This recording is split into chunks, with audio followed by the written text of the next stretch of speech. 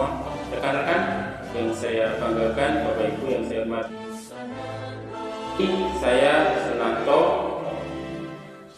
NIM Q200200033. Kesempatan kali ini saya akan membagikan beberapa ilmu yang Bapak Ibu akan saksikan, yaitu berkaitan tentang pendidikan inklusif bagi anak berkebutuhan khusus.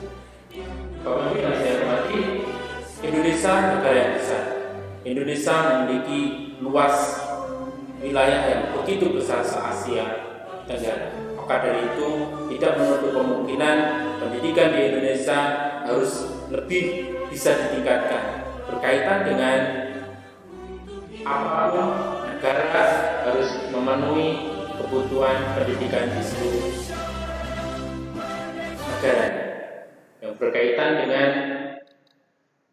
anak berkebutuhan khusus, latar belakang yang kita akan lihat pada kesempatan hari ini adalah kurikulum reguler perlu dilakukan modifikasi atau penyelarasan sedemikian rupa sehingga sesuai dengan kebutuhan peserta didik. Modifikasi atau penyelarasan kurikulum di sekolah dilakukan oleh tim pengembang sekolah di sekolah tersebut. Tim pengembang kurikulum sekolah terdiri dari kepala sekolah, guru kelas, guru mata pelajaran, guru pembimbing khusus, konselor, psikolog, dan ahli yang lain yang terkait. Model pengembangan kurikulum, model kurikulum reguler penuh pada model kurikulum ini peserta didik yang berkebutuhan khusus. Yaitu apa tuh pengertian ABK? ABK adalah anak berkebutuhan khusus. Anak berkebutuhan khusus adalah anak yang dalam proses pertumbuhan atau perkembangan mengalami kelainan atau penyimpangan fisik, baik mental, intelektual, sosial, dan atau emosional di bidang dibanding dengan anak-anak lain sesuai seusianya, sehingga mereka memerlukan pelayanan pendidikan yang khusus. Ini menurut Miftahul Jannah dan Pira Darmawati 2004.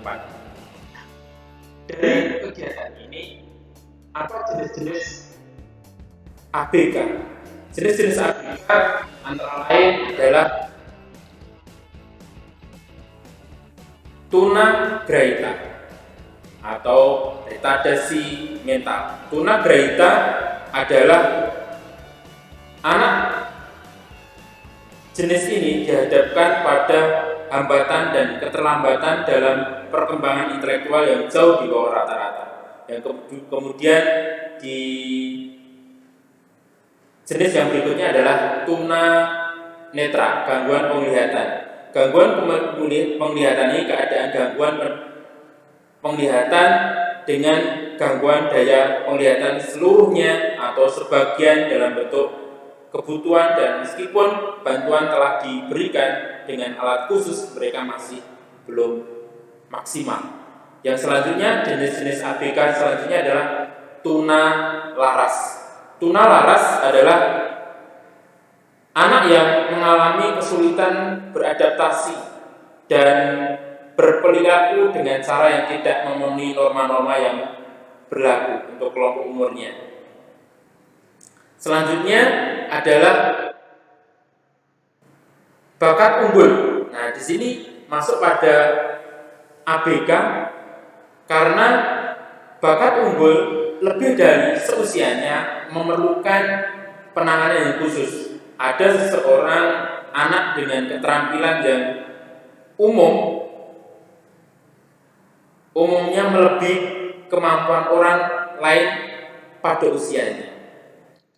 Selanjutnya adalah hambatan berbahasa dan berbicara.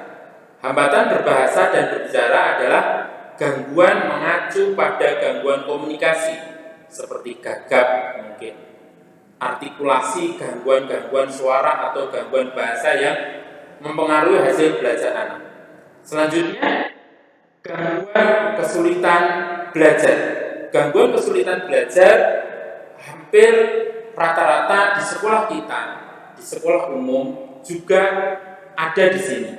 Kesulitan belajar tertentu adalah anak dengan kesulitan belajar karena gangguan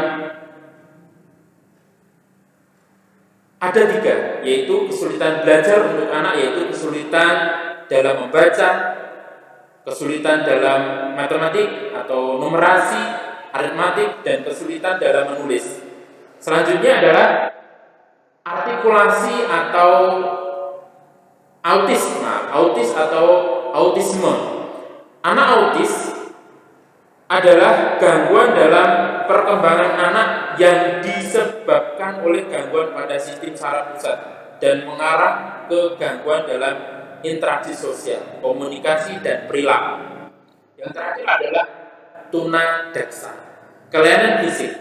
Tunadaksa, kelainan fisik adalah gangguan terkait dengan tulang, otot, persendian, dan sifat-sifat saraf yang terganggu, sehingga akan menyebabkan dalam belajar itu kurang maksimal. Nah, dari jenis-jenis ABK ini ada terapi-terapi ABK. Terapi-terapi ABK antara lain adalah ABA. ABA adalah bentuk terapi yang telah digunakan sejak lama. Peneliti telah dilakukan dan dikembangkan secara khusus untuk anak-anak autis. Sistem yang digunakan adalah menawarkan pelatihan khusus kepada anak-anak. Jadi ada tempat khusus untuk anak-anak autis, yaitu tentang terapi ABK. Yang kedua adalah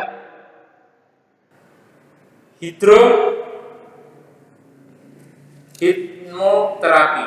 Hipnoterapi adalah terapi yang merupakan metode terapi menggunakan media air. Terapi air bermanfaat untuk semua anak untuk cerebral palsy dan untuk tipe-tipe dengan ketegangan otot sedang, rendah, dan tinggi. Di sini hipnoterapi sangat memungkinkan. Yang selanjutnya adalah terapi sosial.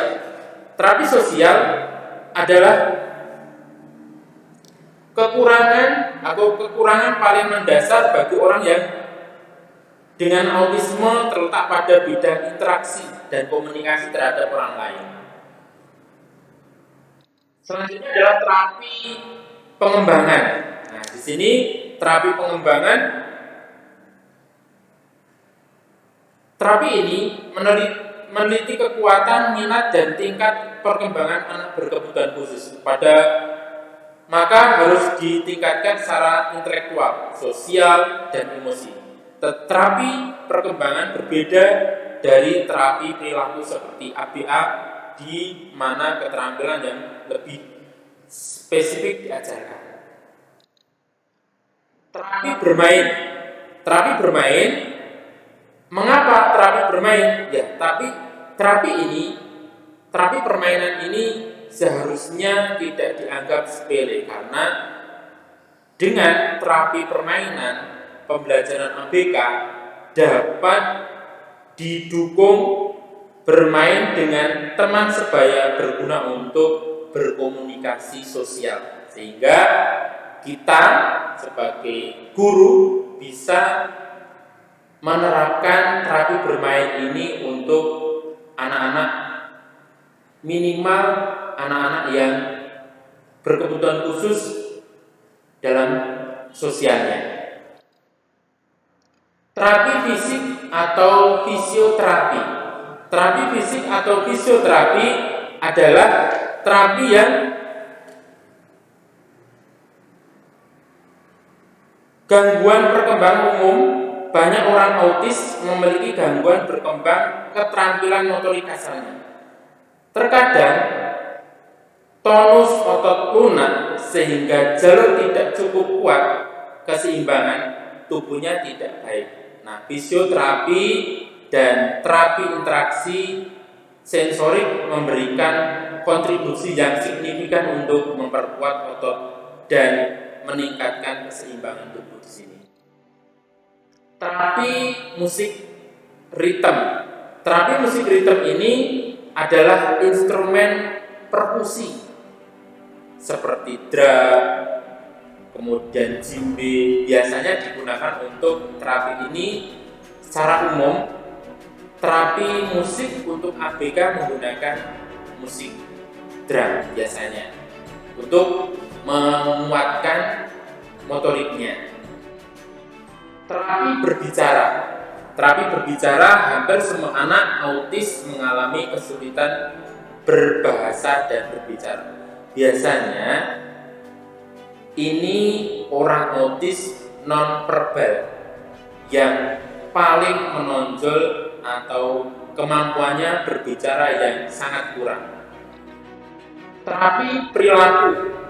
Terapi perilaku, penderita autis sering mengalami frustasi.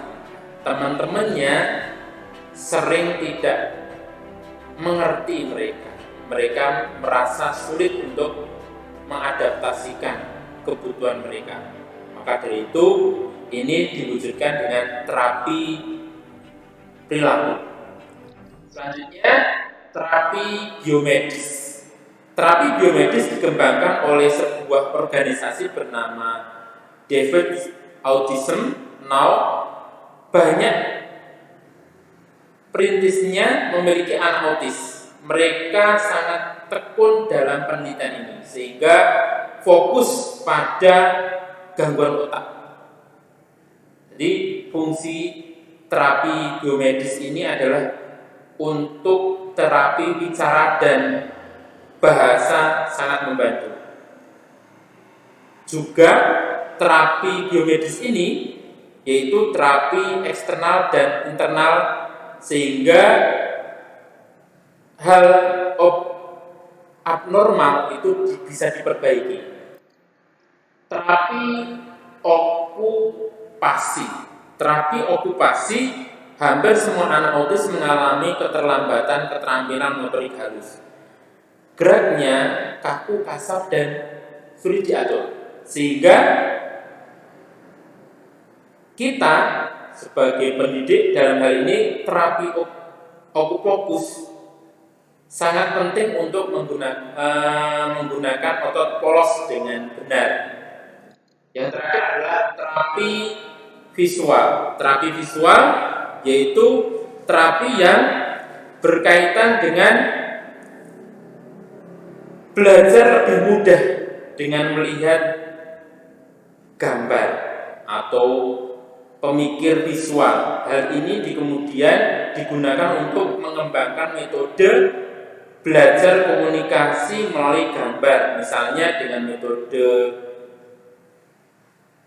puzzle atau menyambungkan gambar dengan gambar yang lain. Beberapa video game juga dapat digunakan untuk mengembangkan keterampilan komunikasinya. Nah, terapi-terapi ABK yang kita gunakan, yang kita sampaikan ini tadi adalah salah satu kegiatan untuk menerapi anak yang berkebutuhan khusus. Bagaimana pemeran pemerintah dalam kegiatan menanggulangi atau memfasilitasi anak ABK? Pemerintah telah menyediakan layanan sebagai sarana untuk mengembangkan minat, bakat, dan kemampuan anak berkebutuhan khusus yang tertuang dalam pasal 54 Undang-Undang Nomor 39 Tahun 1999 tentang hak asasi manusia, yaitu setiap anak yang cacat fisik ataupun mental berhak memperoleh perawatan, pendidikan, pelatihan, dan bantuan khusus atas biaya negara untuk menjamin kehidupannya sesuai dengan martabat kemanusiaannya itu.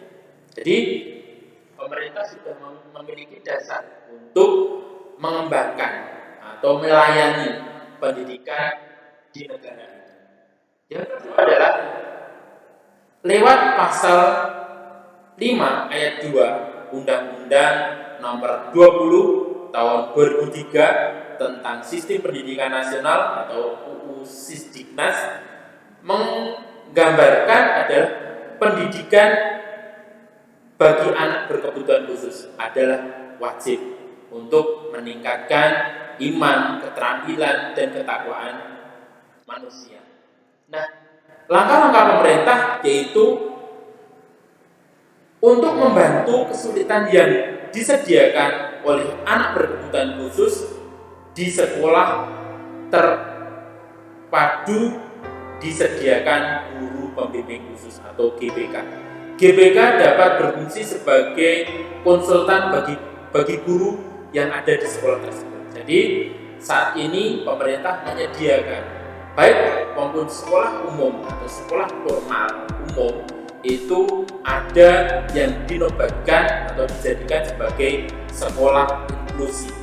Ini adalah peran pemerintah untuk menyediakan bagaimana rakyat untuk bisa sekolah sesuai dengan minat dan kemampuannya.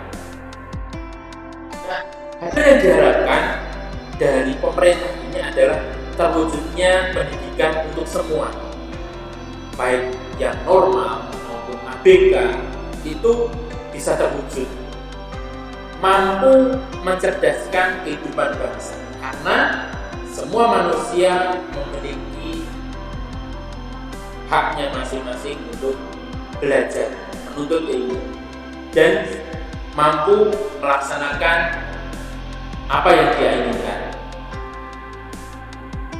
Yang selanjutnya adalah tertatanya pendidikan dan keterampilan serta karakter manusia yang utuh sesuai dengan amanat Undang-Undang Dasar 1945, yaitu dalam dasar itu tadi adalah mencerdaskan kehidupan bangsa.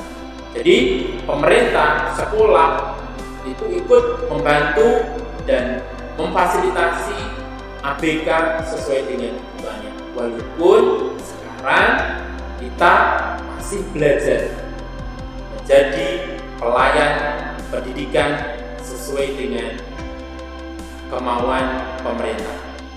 Maka dari itu, terima kasih dari kami hari ini. Semoga kita mampu mencetak generasi yang unggul dan berkarakter Pancasila. Sekian, Assalamualaikum warahmatullahi wabarakatuh.